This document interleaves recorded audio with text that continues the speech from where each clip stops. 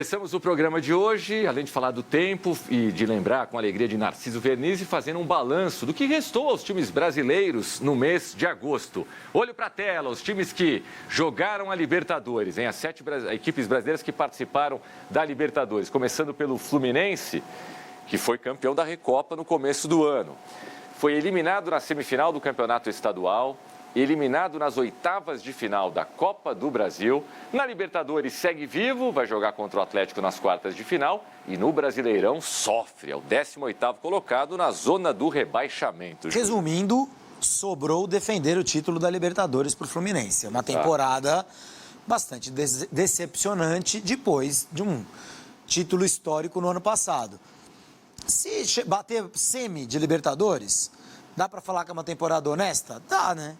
Sim, sim. Semi de Libertadores, sim, é uma temporada de resgate. Desde que não caia, né? Desde que não caia. Desde que não caia, não, óbvio. Eu não estou contando mais com essa hipótese em relação ao Fluminense. É mesmo, é? Ah, melhorou, né? Não, melhorou, mas é que depois de melhorar bastante, até conseguir 4 vitórias seguidas, voltou a oscilar. Mas tá lá, né? Tá lá, já não tá mais afundado. Não, afundado não tá mais. Como diria o Mano, nós estava atoladinho. Pois não tá mais atoladinho. Tá. Bom, o São Paulo tem esse asterisco azul aí, você vê na parte inferior da tela, porque ganhou a Supercopa, ganhou nos pênaltis do Palmeiras com o Carpini. Né? O tempo passa. Foi eliminado nas quartas de final do Campeonato Paulista, nas penalidades, se eu não estiver enganado. Pelo Novo Horizontino, num domingo à noite. Enquanto o Santos tinha um trabalho danado para eliminar a Portuguesa, o São Paulo caiu um pouquinho antes nas penalidades diante do Novo Horizontino. Na Copa do Brasil está classificado para as quartas de final. Os maldosos dizem que vai estrear só agora nas quartas de final, porque não pegou ninguém ainda na Copa do Brasil. Na Libertadores está classificado às quartas de final também. No Brasileiro, mesmo com alguns percalços, está na 6ª colocação, aparentemente largou já o Campeonato Brasileiro, poupou contra o Palmeiras, vai poupar contra o Vitória no final de semana, está mais preocupado com as Copas, Júlio. Já a imagem da temporada do São Paulo é de uma troca, assim, um time que foi muito prejudicado pela CBF, que rouba o seu treinador, na virada do ano ali com o Dorival, tem que agir rápido, busca o Carpini. Eu não acho assim acho que não deu tempo para o Carpini dar errado. Também acho. Não dá para dizer assim, o Carpini seria um desastre. No momento em que oscilou, trocou e a troca foi boa para o São Paulo. Sim. Porque o Zubeldia está fazendo um bom trabalho no São Paulo. O São Paulo está vivo nas Copas e ele passa a impressão que ele vai beliscar alguma coisa esse ano. E se beliscar alguma coisa grande. Claro. A Copa do Brasil de novo. Ou é a Libertadores da América, que o torcedor está morrendo de saudades de ganhar. Tá bem na temporada o São Paulo. Se for eliminado nessas 2 quartas de final aí, a gente revê essa avaliação. Perfeito. Esse é o momento. O terceiro tricolor da lista é o Grêmio, que foi campeão gaúcho. Veja como nem sempre ser campeão estadual significa algo em relação a outras competições. Eliminado nas oitavas de final nos 2 outros torneios, nas Copas, na Libertadores e na Copa do Brasil. Os 2 nos pênaltis. 2 nos pênaltis, né? Sofridas eliminações, né? E está na 15ª colocação do Campeonato Brasileiro. Numa situação, na minha avaliação, bem mais tranquila, ainda corre risco, mas bem mais tranquila do que Corinthians e Fluminense, por exemplo. Mas dificilmente vai estar na Libertadores do ano que vem, que é um torneio em que o Grêmio tem lugar cativo. Não é uma temporada boa, mas é uma temporada em que a gente tem asterisco ali amarelinho no Fluminense, azulzinho no São Paulo, não pode ser vermelhinho no Grêmio, né? Mas tem que ser um asterisco ali verde, no Grêmio. Porque tudo que aconteceu no Rio Grande do Sul, as enchentes, o Grêmio até agora não jogou no seu estádio. Desde que aconteceram as tragédias. Que aconteceu a tragédia, né, em vários lugares do estado, incluindo Porto Alegre, o Grêmio não jogou no seu estádio. Então, assim, eu acho que a temporada do Grêmio seria ruim. O Grêmio já dava pinta de que não faria uma boa temporada. Mas ele foi eliminado nos pênaltis na Libertadores, eliminado nos pênaltis da Copa do Brasil. Como é que a gente vai analisar a partir de uma premissa absolutamente subjetiva como essa que eu estou trazendo, né? Que o Grêmio estava dando pinta de que iria mal. O fato é que a tragédia climática no Rio Grande do Sul atrapalhou demais o Grêmio E isso se transformou numa belíssima desculpa para o Renato, que é um cara que sempre precisa arrumar justificativa para quando as coisas não estão indo bem. É uma temporada muito ruim do Grêmio, mas que tem um atenuante gigantesco. Essa palavra campeão aí no começo da linha do Botafogo engana. É uma boa vontade danada. Engana, aí, né? Porque ele não foi para a semifinal do campeonato, portanto, jogou a Taça Rio. Exatamente. Ganhou a Taça Rio porque não conseguiu se classificar no Campeonato Carioca. Quem foi dessa vez? Nova Iguaçu? Não. Nova Iguaçu foi o ano passado. Não, Volta Redonda. Não, Volta Redonda no ano passado, Nova Iguaçu esse ano. É. Valente, Nova Iguaçu. Chegou à final, né? Tirou o Vasco também. Exatamente. Bom, o Botafogo está fora da Copa do Brasil, foi eliminado pelo Bahia nas oitavas, está classificado para as quartas de final na Libertadores e lidera o Campeonato Brasileiro. Grande fase do Botafogo. Para muita gente, o melhor futebol do Brasil nesse momento. O melhor futebol do Brasil nesse momento.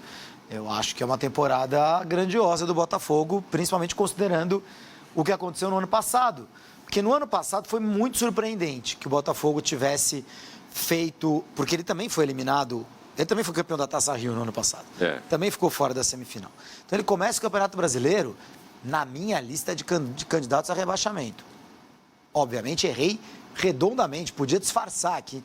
Mas para mim, no ano passado, o Botafogo era candidato a rebaixamento. Aí ele acerta no campeonato com o Luiz Castro, começa a ganhar de todo mundo, faz aquele primeiro turno inacreditável, tá com a taça na mão, derrete. E vem o Bruno Lage, e vem o Thiago Nunes, e é uma tragédia atrás da outra, é só derrota, é só tristeza, é só vexame. Começa o Campeonato Carioca, é só derrota, é só tristeza, é só vexame. E aí o Botafogo começa o Campeonato Brasileiro de novo e eu falo, bom, candidato a rebaixamento talvez não, mas candidato a título de jeito nenhum. De jeito nenhum. Eu achei que o Botafogo fosse cair na pré-Libertadores, pro Bragantino, que era um time mais sólido ali no começo do ano. Então, é uma temporada grandiosa do Botafogo. É a grande história do futebol brasileiro em 2024. Eu diria até que em 2023, 2024. Não, sem dúvida, que foi a grande história de 2023. É uma história com final triste, mas foi a grande história, indiscutivelmente. E está sendo a grande história de 2024. Então, a gente tem que conceder isso para o Textor e para as pessoas que ele contratou para trabalharem no Botafogo, que são as que realmente têm muito valor. O Botafogo está muito bem posicionado para ser campeão brasileiro. E tem uma pedreira, o São Paulo, na Copa Libertadores da América. Se o Botafogo não for campeão de nada, será uma tragédia? Eu acho que a gente já poderia encaixar num contexto. O Botafogo voltou a ser grande. Sim. Bateu quase campeão ano passado, não foi? Bateu quase campeão esse ano, não foi? Em algum momento será. Voltou a ser grande, voltou a ser protagonista do futebol brasileiro depois de... Não é de 7 anos, é depois de 50 anos, entendeu?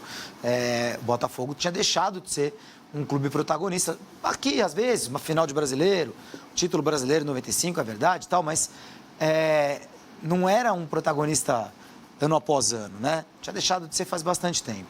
Então, por enquanto, é a história do ano, o Botafogo. O Flamengo, no ano passado, não ganhou título nenhum e olha que disputou 200 competições. Esse ano já ganhou o Campeonato Carioca e segue vivo nas outras 3 frentes, assim como o São Paulo, que a gente está vendo acima, e o Atlético, que a gente está vendo abaixo. Classificado para as quartas na Liberta, classificado para as quartas na Copa do Brasil e é o 4º colocado no Campeonato Brasileiro. Com 5 pontos de desvantagem para o Botafogo, mas um jogo a menos. 4 de desvantagem para o Fortaleza, com o mesmo número de jogos.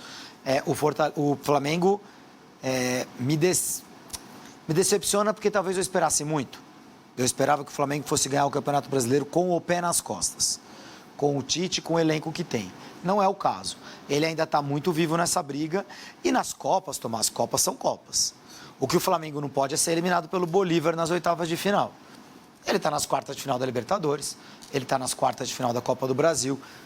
Mata-mata, ida e volta, qualquer coisa pode acontecer a partir de agora. O Flamengo não poderia ser eliminado precocemente nessas competições. Ele está onde deveria estar. Entre os 8 nas 2 Copas. No Campeonato Brasileiro poderia estar melhor. Agora, a questão é, eu estou falando de um jeito como se o Flamengo já tivesse virado essa página do mau futebol, dos problemas físicos, das lesões. Não virou. O Flamengo ainda está nesse momento. Se ele perde mais 1, 2 jogos seguidos agora no Campeonato Brasileiro, Botafogo abre 10 pontos, Fortaleza abre 9, já começamos a falar de Flamengo fora dessa disputa.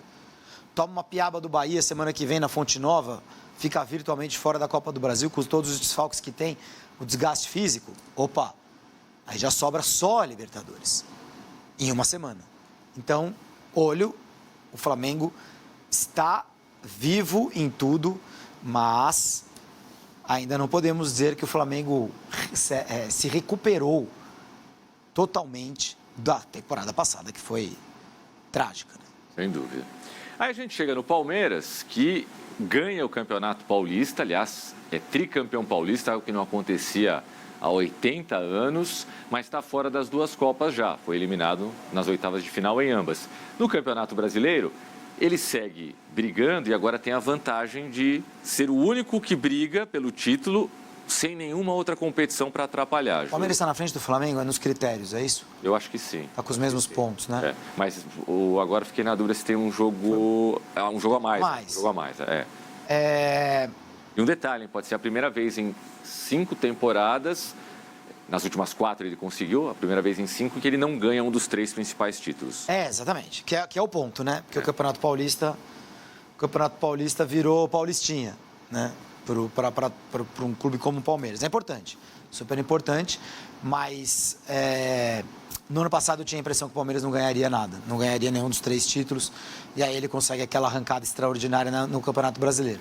Nesse ano ele não precisa de uma arrancada extraordinária, ele precisa se manter vivo na disputa. Eu acho que o Palmeiras tem condições para isso. Ele não tem jogado um bom futebol há um bom mês e pouco, né? Se a gente olhar o recorte, deve ser uma vitória em uns 8 jogos, 9, alguma coisa assim. Mas o Palmeiras está vivo no Campeonato Brasileiro, Tomás, é inegável.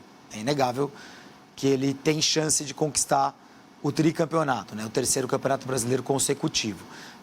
Não acredito nessa hipótese, mas que ele está vivo, está vivo. Está com mais pinta de fim de era Abel.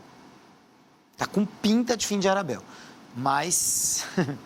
perigoso prever poucas coisas para o Palmeiras, um time que tem conseguido grandes coisas nos últimos anos. E agora o Atlético Mineiro, que poderia estar no mesmo patamar do Flamengo se estivesse numa briga pelo Campeonato Brasileiro, se estivesse na briga pelo Brasileirão. Porque assim como o Flamengo foi campeão estadual, assim como o Flamengo está classificado nas 2 Copas...